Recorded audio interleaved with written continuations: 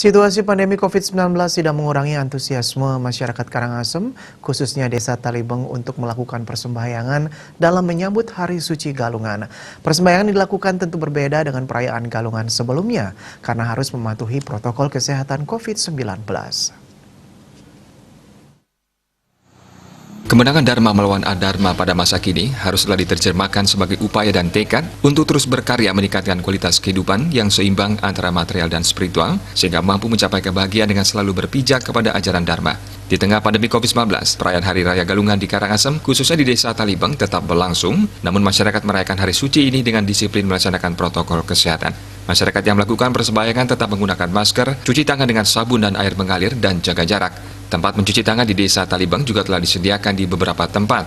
Pandemi COVID-19 tidak menghalangi antusiasme masyarakat dalam melakukan persembahyangan. Pelaksanaan Hari Raya Galungan di tengah pandemi ini dapat menjadi ajang mulat sarida dalam menyikapi tantangan dan momentum untuk ngeras titip bakti. Semoga semesta kembali pulih dan normal, serta COVID-19 segera berlalu.